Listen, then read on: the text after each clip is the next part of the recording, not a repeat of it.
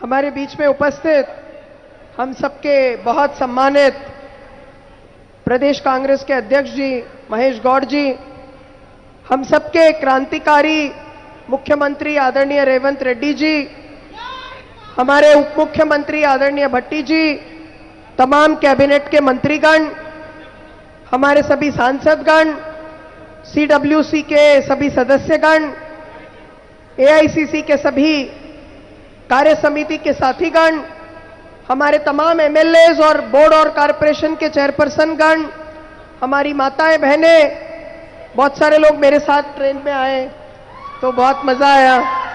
हमारे बहुत सारे, वो ट्रेन भी बहुत बढ़िया थी, हर जगह रुक जाती थी लेकिन हम लोग नहीं रुके, हमारा हौसला नहीं रुका और हमने तय किया कि कुछ भी हो दिल्ली तो आके मानेंगे। हमारे सभी भाईगण, बहुत सारे साथीगण, ओबीसी का हक लेने के लिए आए संगठन के साथीगण, अनिल जयहिंद जी भी यहां आए थे, आरजीपीआरएस के अध्यक्ष सुनील भी आए थे और भी सब साथीगण यहां थे, इंडिया अलायंस के हमारे तमाम नेतागण और सांसदगण यहां आए। मुझे ये कहने में कोई झिझक नहीं कि जिस तरह से देश के इतने दूर के हिस्से से और हर जिले से हमारे साथी कार्यकर्ता 42% रिजर्वेशन की मांग को लेकर आए, ये बहुत बड़ी बात है। मुझे 2022 की बात याद आती है। मुझे बताया गया 2022 में कि जो भूदान आंदोलन था उसका 75वां वर्ष है 2022। मैंने उस जगह का नाम पहले नहीं सुना था। मुझे बताया गया कि भूदान पोचमपल्ली में पहला जमीन विनोबा जी को मिला। मैं ये बात आपके सामने क्यों कर रही हूं? इसलिए कि एक जमींदार ने, उस वक्त के एक रेड्डी ने भूमिहीनों के लिए अपनी जमीन दान दी। आज भी एक रेड्डी मुख्यमंत्री ने सामाजिक तौर पर पिछड़े लोगों का आगाज करने के लिए आवाज उठाई। ये किसकी परंपरा है? ये कांग्रेस पार्टी की परंपरा है। कांग्रेस की ये सोच है कि अगर हम मुख्यमंत्री हैं, अगर हम सरकार में हैं, अगर हम जनप्रतिनिधि हैं, तो अंतिम पंक्ति में खड़े अंतिम व्यक्ति का आंसू पोंछना ये हमारा धर्म है, ये हमारा कर्तव्य है। उस वक्त कोई नहीं सोच सकता था कि एक पहली बार का मुख्यमंत्री इतना बड़ा साहसी कदम उठाएगा, लेकिन तेलंगाना की सरकार ने वो करके दिखाया। हमारे प्रदेश कांग्रेस कमेटी के अध्यक्ष ने, हमारे मुख्यमंत्री और तमाम कैबिनेट के साथियों ने, मैं ये कह सकती हूं कि हिंदुस्तान की राजनीति को बदलने का बिगुल बजाया है। राजनीति कैसे बदल रही है? आप में से कुछ लोगों ने ओबीसी सम्मेलन में राहुल जी का भाषण सुना होगा। काफी लोगों ने सुना। राहुल जी ने कहा कि जो आज की ताकत है वो सबसे बड़ी ताकत डेटा की है। उसमें मैं कहना चाहती हूं, डेटा का मतलब है सूचनाएं। किताबों से सूचना मिलती है, फोन से सूचना मिलती है, इंटरनेट से सूचना मिलती है, कंप्यूटर से सूचना मिलती है। सूचना की ताकत को इस पूरी दुनिया में अगर किसी राजनीतिक व्यक्ति ने पहली बार समझा तो वो 21वीं सदी का स्वप्न दृष्टा स्वर्गीय राजीव गांधी ने समझा। और इसीलिए सबसे पहले उन्होंने इंफॉर्मेशन पर जिन जिन तरह का कब्जा था उस कब्जे को छुड़ाने का काम किया। इंफॉर्मेशन पर सबसे ज्यादा कब्जा किसका था? केवल एक वर्ग के पास टेलीफोन होता था, कंप्यूटर की तो बात भी नहीं थी। लेकिन आज पूरे देश में हम देखते हैं कि फोन ने एक नई क्रांति लेकर आई है, इंटरनेट ने एक नई क्रांति लेकर आई है।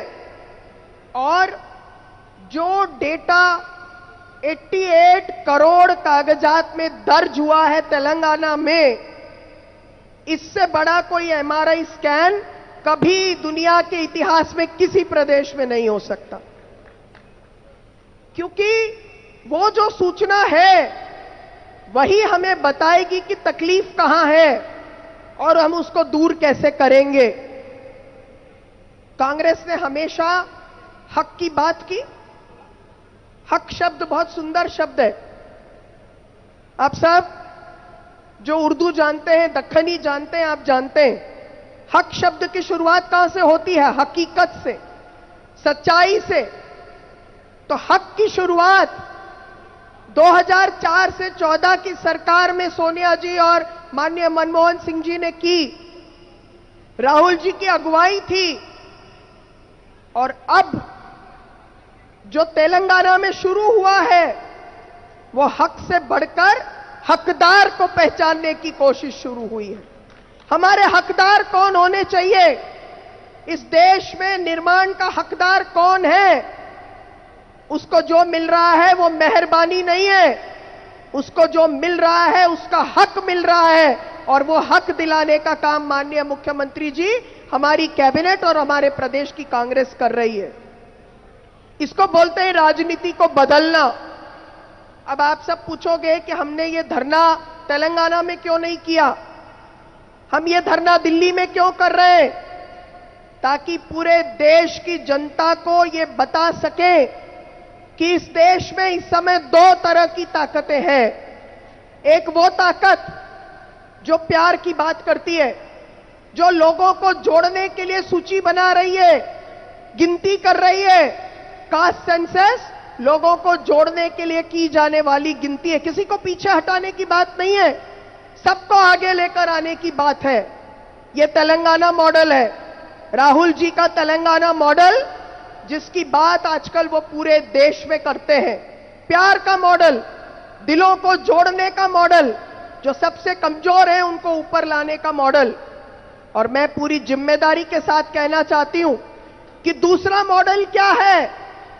चुनाव आयोग को सत्तारूढ़ दल अपना मोर्चा संगठन बनाकर मतदाताओं को अपने वोटिंग राइट से भी वंचित कर रही है। सूची ऐसी बना रही है कि 65 लाख लोग अब वोटर नहीं रहेंगे बिहार में।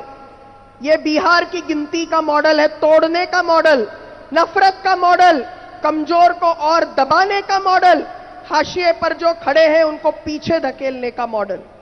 ये जो दो मॉडल है, जंतर मंतर से संदेश जाना चाहिए कि हम पीछे नहीं है।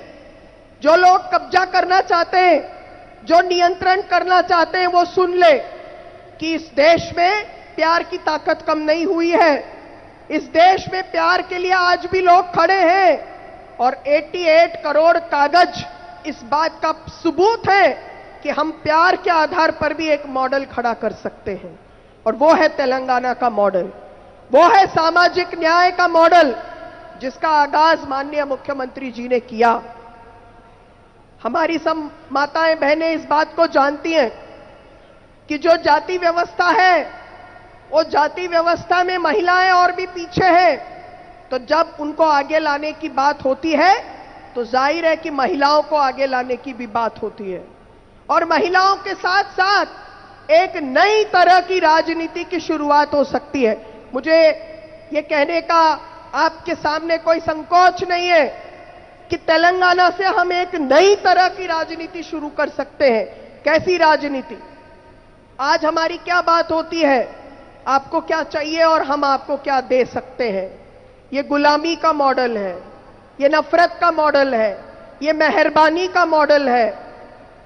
और दूसरा मॉडल क्या है कि जब हम कहें कि हम और आप मिलकर इस देश का नव निर्माण करेंगे, वो तेलंगाना मॉडल है।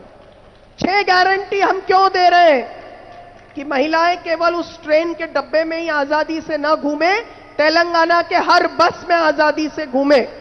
बहुत सारे पुरुष साथी आकर मुझसे कहते हैं, अरे वो इतना फैल के बैठते, हमारे लिए जगह नहीं रहती। मैं उनको बोलती हूं, अब 3000 साल तुम लोग फैल के रहे, अब थोड़ा सा हमारी बहनों को भी फैलने दो, उनको भी मौका मिले।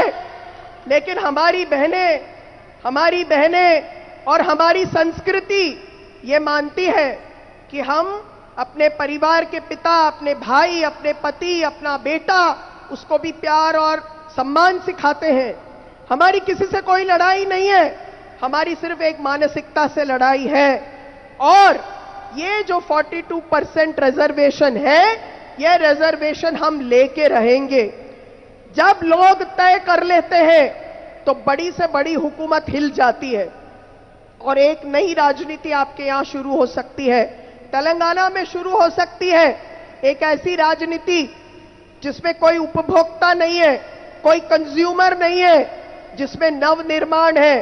क्योंकि जो ओबीसी का समाज है वो कारीगरी का कौम है, कामगारी का कौम है, हुनरमंद कौम है। उसको अगर एक अवसर मिला तो वो सुंदर पिचाई की जगह गूगल में अपनी जगह बना सकते हैं। उसको अगर मौका मिला तो वो नासा में अपने लिए जगह बना सकते हैं। उसको अगर मौका मिला तो वो कल्पना चावला की तरह चांद पर और दूसरे सैटेलाइट में अपने लिए जगह बना सकते हैं। आने वाले समय में तेलंगाना के चाहे वो ओबीसी हो, एससी हो, एसटी हो, माताएं बहनें हो, मुझे विश्वास है कि दुनिया का जो सबसे ताकतवर मुल्क माना जाता है, उसके बच्चों के सामने हम मुकाबले पर खड़े रहेंगे, टिके रहेंगे और आगे बढ़ेंगे कि ताकि दुनिया को पता चले, ट्रंप को पता चले कि तेलंगाना मॉडल क्या मॉडल है।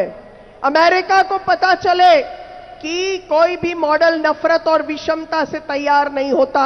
जो सामाजिक न्याय का मॉडल है वो लोगों को जोड़ने का मॉडल है। उस मॉडल को लेकर हमारे नेता राहुल जी चले। हमारे माननीय कांग्रेस अध्यक्ष खारगे जी की उसमें प्रेरणा है। हमारी नेता आदरणीय सोनिया जी का उसके लिए तपस्या है। हमारी नेता प्रियंका जी उसके लिए आवाज उठाती है और हमारे यशस्वी मुख्यमंत्री माननीय रेवंत रेड्डी जी और उनकी पूरी कैबिनेट उसके लिए प्रतिबद्ध है। और हमारे प्रदेश कांग्रेस कमेटी के अध्यक्ष गांव-गांव जाकर नए नेताओं को संगठन के साथ जोड़ने और देश और पार्टी का नवनिर्माण करने के लिए प्रतिबद्ध है। कार्यकर्ता होने के नाते मुझे भी आप सबके इस महान अभियान में हिस्सा लेने का मौका मिला, इस ऐतिहासिक काम का हिस्सा होने का मौका मिला। मैं आप सबका बहुत बहुत धन्यवाद करती हूं। जय हिंद, जय भारत, जय जगत।